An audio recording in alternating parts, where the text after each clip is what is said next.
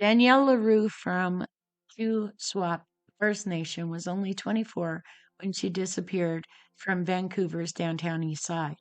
She was a protective and loving sister, but at the same time, she had a hard childhood, and she went missing in November 2002, near the end of that month.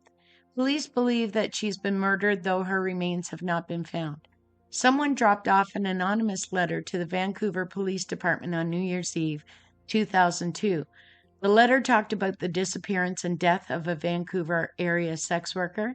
Police believe, due to details that are in the letter, that it refers to Danielle. Danielle was 5'7", 128 pounds, black hair, brown eyes. She had a scar on her right arm and another on her right forearm.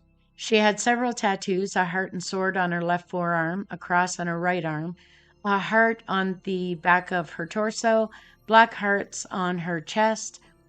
She used many different aliases in her work. People who saw her in the last few days may have known her by Kimberly Ann Nickerin LaRue, Danielle Marie Dick, Marissa Lynn Nuxie, Danielle Marie LaRue, Kimberly Ann LaRue, Rosie Butchie, Bambi Buki, Bao, Corey Felix, Danielle Marissa Lynn LaRue, Louis LaRue, Rosie LaRue, Danielle Marissa Lynn LaRue, or Kimberly Ann LaRue.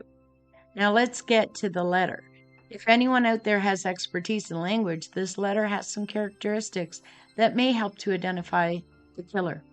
Personally, I believe some of the characteristics to be feigned in an attempt to avoid writing in the way the killer normally does, but this is just an opinion based on years as a prosecutor, not a language or forensic expert.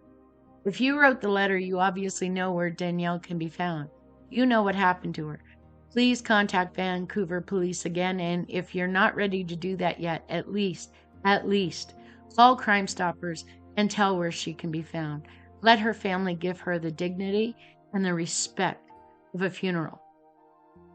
The letter is here, and I've broken it into 3 parts to make it easier to read. It says, the parts that aren't redacted say, to police.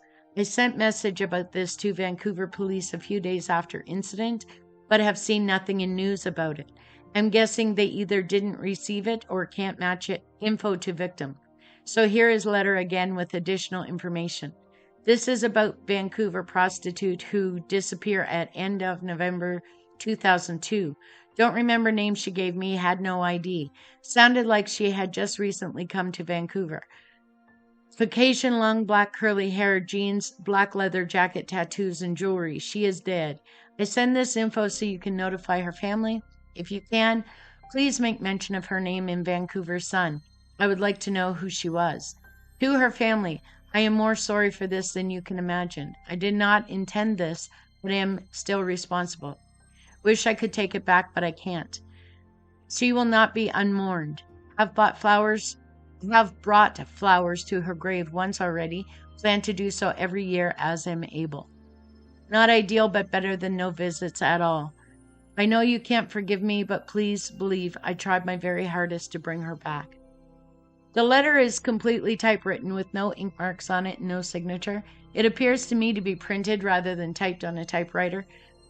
The writer avoids some pronoun and all article use, which is a characteristic I believe to be feigned, but maybe genuine.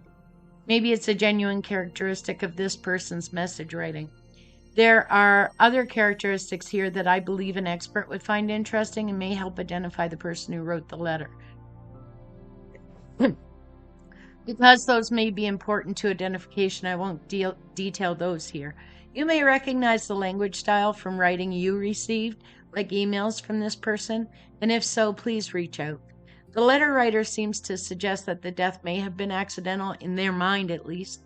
They also suggest that they would put flowers once a year on the spot where she's buried or hidden.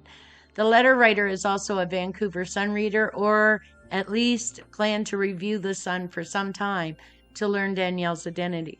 The letter writer apparently wanted information about Danielle and wanted to say what happened. They may have also talked to others about what happened. The letter writer may be carrying some guilt about what happened, and if that's the case, come forward.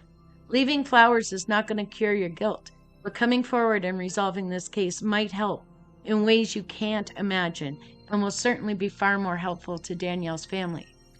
She was loved and she was wanted. She is missed. If you wrote this letter, you can give her family the answers that they deserve to have. If you are in the larger Vancouver area and you notice flowers being left in a space once a year or so that may seem out of place, please also reach out. They may leave the flowers around November 30th, but it could be any time of year. If you have any information at all, no matter how old or small or insignificant you think it might be, please come forward to the numbers that you see on the screen. Thank you for listening.